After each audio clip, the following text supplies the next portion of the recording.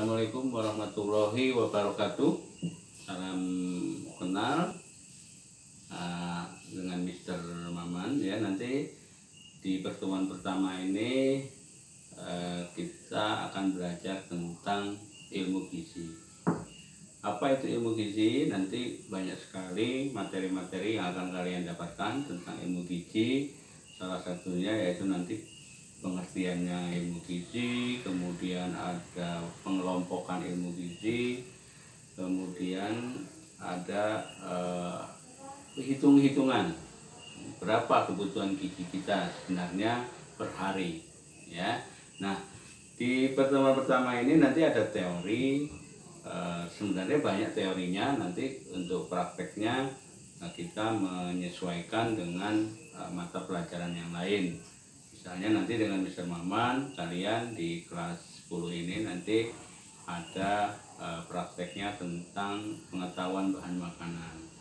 Nah, pengetahuan bahan makanan itu nanti ada olahannya juga. Nah, olahannya itu nanti akan kita hitung berapa gizinya yang dibutuhkan, berapa gizi yang dihasilkan, misalnya proteinnya berapa, karbohidratnya berapa, lemaknya berapa.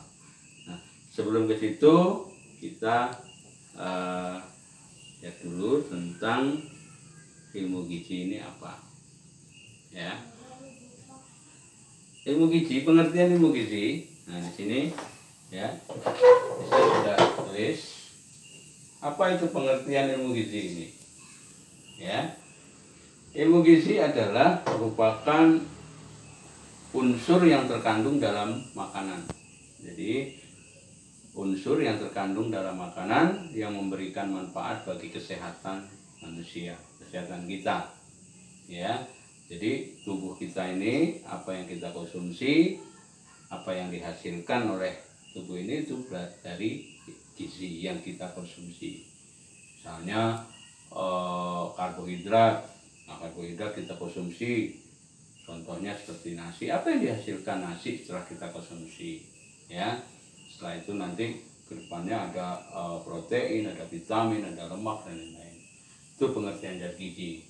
Jadi apa tadi? Merupakan unsur yang terkandung dalam makanan yang memberikan manfaat bagi kesehatan manusia.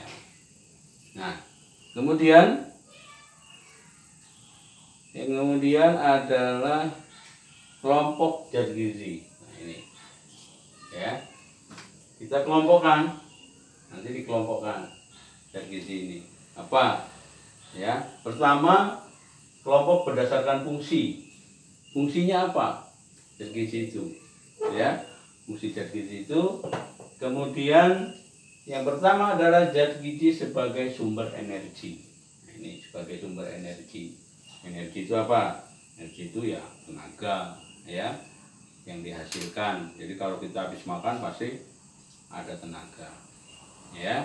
Nah, berdasarkan ini zat gizi sebagai sumber energi ini apa?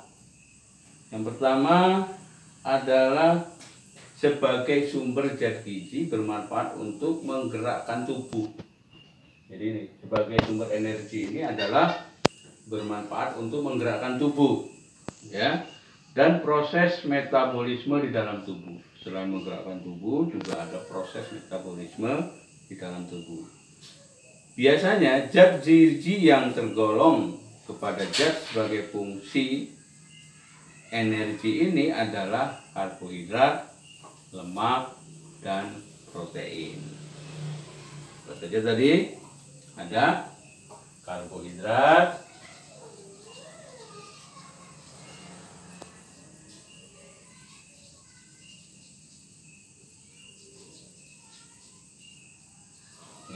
ada 3 zat gizi sumber energi, sumber penggerak dan metabolisme tubuh tadi. Ada 3, karbohidrat, lemak, protein ya. Nah, ini jadi zat gizi ini juga untuk nanti di selain zat gizi sumber energi juga nanti ada zat gizi sebagai sumber pertumbuhan ya. Kemudian nanti ada juga zat gizi sebagai pengatur.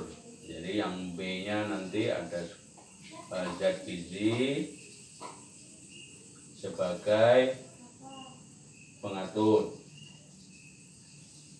ya. Kemudian juga ada sebagai pertumbuhan.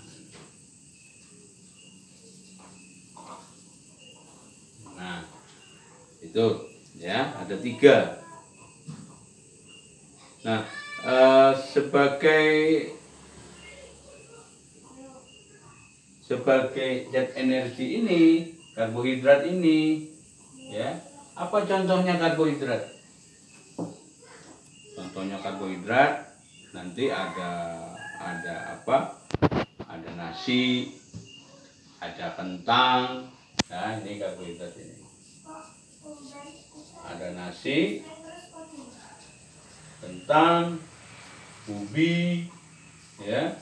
Kemudian ada jagung, bisa juga tepung. Itu sebagai karbohidrat. Tepung diolah jadi apa? Bisa sebagai karbohidrat. Bisa jadi roti, ya. Bisa jadi misalnya selain roti yang tanpa ragi, cake misalnya. Bisa itu sebagai karbohidrat. Kemudian nasi. Nah, nasi dihasilkan dari apa? Beras. Ya, banyak jenis-jenis beras. Nanti kita belajar ada berapa jenis beras, ya, di pertemuan berikutnya.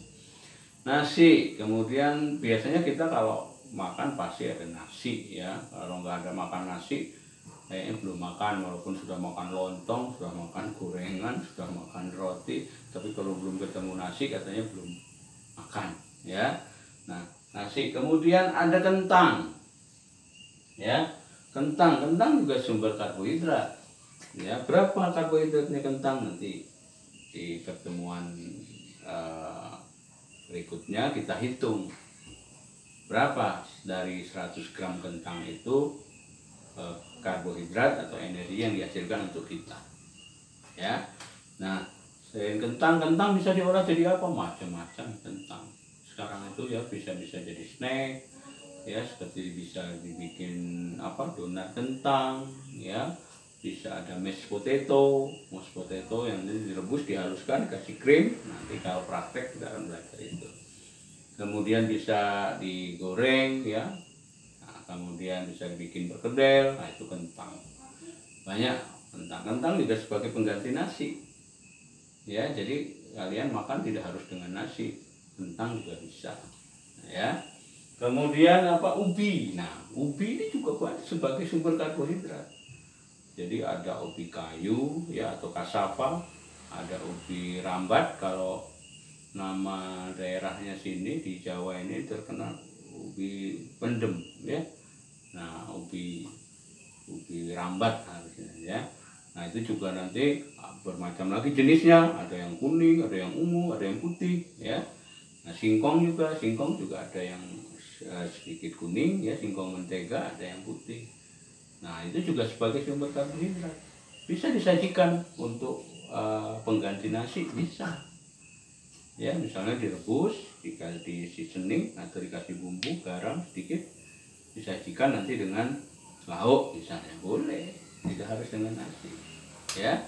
Itu ubi. Nanti kita pertemuan selanjutnya saya akan jelaskan jenis-jenis ubinya, ya. Kemudian jagung. Nah, jagung juga bisa pengganti nasi, ya. Misalnya chicken stick sajikan dengan sayurannya, ada brokoli, ada wortel biasanya, ya, ada buncis. Nah, karbohidratnya apa? Bisa jagung, ya. Jagung direbus, dipipil, atau jagung rebus utuh gitu dipotong kecil-kecil, nanti dimakannya biar lebih praktis. Sebenarnya bagusnya dipipil, ya, jagung manis gitu. Itu juga sebagai karbohidrat, gitu, ya. Jadi di pertemuan pertama ini kita bicara tentang apa tadi? Zat gizi sumber energi ini. Kelompok zat gizi, dasar fungsi. Ini dulu kita belajar, ya, sebagai zat energi ini dulu. Jadi tentang ubi dan lain-lain. Nah, energi ini sangat dibutuhkan sekali oleh tubuh kita. Kita kalau tanpa karbohidrat, ya, tetap, karena kita orang timur, ya, orang Indonesia, itu pasti harus ada karbohidrat. ya, karena nanti belajar apa manfaatnya, ya, kemudian apa resikonya kalau orang kelebihan karbohidrat, dan apa resikonya orang kekurangan karbohidrat, ya. Nah itu nanti untuk tugas pertemuan pertama ini, silahkan kalian cari apa resiko orang kelebihan karbohidrat dan apa resiko orang kekurangan karbohidrat. Nah nanti silahkan tugasnya nanti bisa dikirim di link Google Classroom. Nanti Mister share untuk ID-nya ya, atau kodenya atau passwordnya. Nanti kalian gabung, tugasnya kalian posting di Google Classroom. Itu saja untuk pertemuan pertama. Nanti selebihnya untuk pertanyaan, komentar atau yang kurang jelas kita lanjutkan di Google Classroom. Ya, terima kasih. Sampai ketemu di pertemuan selanjutnya. Saya akhiri. Wassalamualaikum warahmatullahi wabarakatuh.